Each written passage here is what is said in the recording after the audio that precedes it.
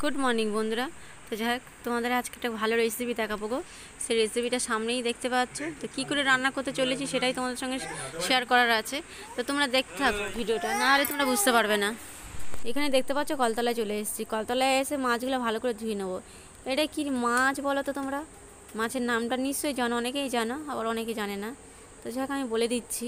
এখানটা ফেলে ঘষবো, ঘষলে তো উপরে ময়লা নোংরাটা কুচো কুচো আঁশ উঠে যাবে। আবার দেখো পিঠের কাছে যে শক্ত কাঁটাটা থাকে না, কাঁটাটা ফেলে দেয়নি, কেটে নিয়ে এসছে বাজার থেকে, কিন্তু পিঠের কাছে অংশ ওই কাটার অংশটা ফেলে দেয়নি, হাতে ফুটছে। তো যাই হোক, এই মাছটার নাম হচ্ছে বন্ধুরা সাইটিং মাছ। সাইটিং মাছের বাচ্চা খুব সুন্দর লাগে খেতে, জানো। এর বড় সাইজটা হলে তো আরও টেস্ট বেশি হয়, কিন্তু এটা ভীষণই স্বাদ লাগে খেতে। তো যাই হোক, মাছ ভাজা একেবারে রান্নাঘরে এসে বসিয়ে দিলাম, দেখতে পাচ্ছ। তো 4 পিস করে আমি ভাজবো আগে, মানে কমিয়ে কমিয়ে ভাজবো, একসঙ্গে বেশি দিলে তো মাছটা ভেঙে যেতে পারে।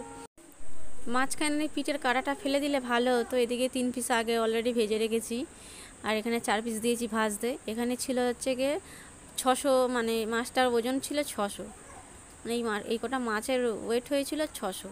তো 600 মাছের আজকে আমি করব কাই ঝাল। সেই কাই ঝাল দেখার জন্য তোমরা রেডি থাকো। মাছটার গায়ে না একটা পাতলা মতন চামড়া মতন থাকে, সেই চামড়াটা না একদম পুরো এতটাই নরম মতন।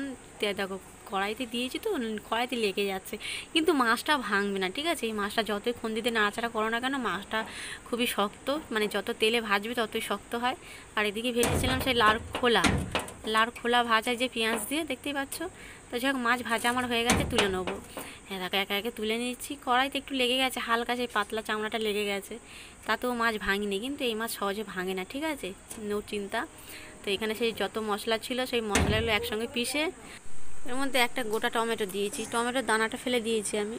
ভালো করে কষে নেবো, ঠিক আছে। যত ভালো করে কষবে ততই স্বাদ লাগবে এই কাই ঝাল। আমি একটা কথা বলছি তোমাদের বন্ধুরা, এর মধ্যে কি কি মশলা দিয়েছি এই মশলাটা একটু পরেই তোমাদের জানাবো। ততক্ষণে মশলাটা ভালো করে কষে নিই। মশলাটা খুব সুন্দর করে, মানে ভালোভাবে আমি কষিয়ে নিয়েছি। আর একটু কষাবো, সেটা সম্পূর্ণ এখনও মানে কষানো হয়নি। গুঁড়ো মশলা দেবো, গুঁড়ো মশলা দেওয়ার পর একে একে তারপরে আর একটু পুরোপুরি করে ভালো করে কষে নেবো। তো কী কী মশলা দিচ্ছি প্রথমে তোমরা দেখে নাও। জিরের গুঁড়ো, লঙ্কার গুঁড়ো, হলুদ গুঁড়ো, নুন, হ্যাঁ, এই দিয়ে এবারে আমি নাড়াচাড়াতে ভালো করে কষে নেবো। এই মশলাটা যত ভালো কষবে ততই স্বাদ লাগবে। হ্যাঁ, তোমাদের বারবার করে বলছি। এবারে দিয়ে দেবো হচ্ছে কি জল। বেশ সুন্দর কষানো হয়ে গেছে, তেল ছেড়ে দিয়েছে।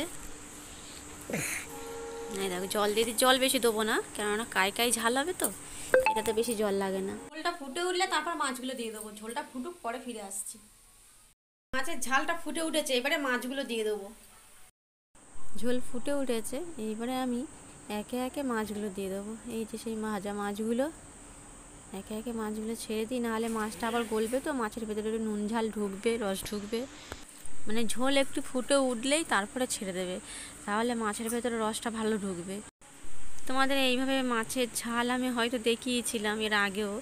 সেটা হচ্ছে গিয়ে ভোলা মাছের ছিল, হ্যাঁ, বিভিন্ন ধরনের মাছ ছিল। আজকে করছি হচ্ছে গিয়ে সাইটিং মাছের কাই ঝাল। তো ব্যাস, এবার ছেড়ে দেবো। এবার চাপা দিয়ে দেবো, একটু চাপা দিলে একটু ভালো মতনই ভেতরে রস ঢুকবে, গলবে। হ্যাঁ দেখো কী সুন্দর হয়েছে, দেখতে পাচ্ছ। একটু উল্টে পাল্টে দিচ্ছি হালকা করে। উল্টে পাল্টে দিচ্ছি কেন, এপিঠ থেকে ওপিঠ উল্টে দিচ্ছি, তাহলে ভালো করে ঝোল রস ঢুকবে, সুন্দর লাগে খেতে। এইভাবে আমি তো করলে এইভাবেই করে খাই। আর এই মাছটা এমনি একান্ত যদি করি বেগুন আলু দিয়ে, শুধু এমনি প্লেনভাবে, কোনো মশলা ছাড়া, এটা গায়ে গায়ে ঝোল করলেও খুব সুন্দর লাগে। আর তো আজকে আমি এইভাবেই করলাম কাই ঝাল। এই কাই ঝাল শুধু ভাত, শুকনো ভাত দিয়ে খেতেই মানে যা লাগে না, কি বলবো তোমাদের। আমি মানে আমার খুব ভালো লাগে, আমাদের সবাই ভালোবাসে এইভাবে করে করলে, আর সবাই ভালোবাসে। তো যাই হোক, মাছের ঝালটা আমার প্রায় হয়ে এসেছে, কিন্তু আর একটু শুকাবে। হ্যাঁ, ঝোলটা আর একটু শুকাবো, তারপর তোমরা যেরকম ঝোল খাবে সেরকমই রাখবে। এই দেখো, দেখতে পাচ্ছ একদম পুরো গায়ে গায়ে কাই হয়ে গেছে। এটা নামিয়ে দিলে আরও গায়ে গায়ে হয়ে যাবে, শুকনো শুকনো হয়ে যাবে। দেখতে পাচ্ছ একটু হালকা করেই নাড়ছি। এবারে অতিরিক্ত নাড়াচাড়া করলে এবারে মানে হালকা হয়তো ভেঙে যেতে পারে, কিন্তু যদিও বা এই মাছটা শক্ত সামর্থ্য, হ্যাঁ, যতই ভাজবে ততই আর কি মানে শক্ত হবে। এই যে এবার ঢেলে নেবো। কেমন লাগলো আমার এই কাই মাছের ঝালটা তোমরা কমেন্ট করে জানিও। যাক, ভালো লাগলে একটা লাইক করো বন্ধুরা। দেখতে পাচ্ছ এতটাই কাই করেছি, কড়াইতে একদম পুরো আমার সম্পূর্ণ কাইটা লেগে রয়েছে, যে খুন্তি দিয়ে না তুললে মানে নামবে না আর কি। কাত করছি, নামছে না, কড়াইতে লেগে রয়েছে।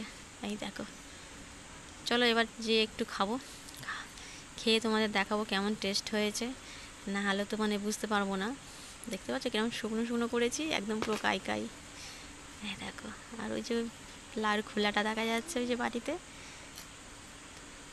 চলো এবারে খাওয়া যাক, যেহেতু একটু দুপুরের খাবার তো খেতে বসে পড়লাম গো। এই যে লাউর খোলা ভাজা দিয়ে আগে খাবো, মেখে নিচ্ছি। কতটা কষ্ট করলে তবে একটু খাওয়া যায় বলো বন্ধুরা।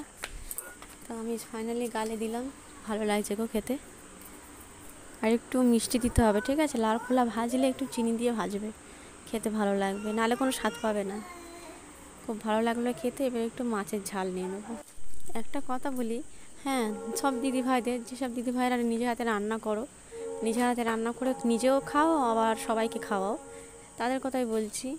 দেখো, নিজে রান্না করলে যেন যতই ভালো করে রান্না করো না কেন, কেমন যেন একটা লাগে, তাই কি না? ঠিক যেন কিছু না কিছু কম থাকে। কিন্তু অন্য কেউ যদি সেদ্ধও যদি করে দেয়, তাহলে সেটাকে মানে অমৃত মনে হয় সেই রান্নাটা, বিশ্বাস করো, আমার কাছে তো তাই মনে হয়। কিন্তু নিজেই যতই ভালো করে রান্না করি না কেন, মুখে ঠিক রোচে না। হ্যাঁ, কী যেন একটা কম, কী যেন একটা কম, এরকম লাগে ঠিক। তা আমি যখনই দেখি অন্য কারোর হাতে রান্না খাই, আমার কাছে না অমৃত লাগে। তো যাই হোক, মাছের ঝালটা কাই কাই ঝাল গালে দিয়ে দেখলাম বন্ধুরা, দারুণ লাগছে খেতে।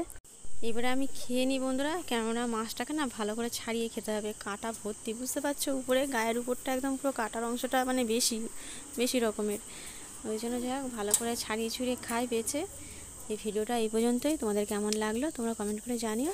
তোমরা ভালো থাকো, সুস্থ থাকো, টাটা।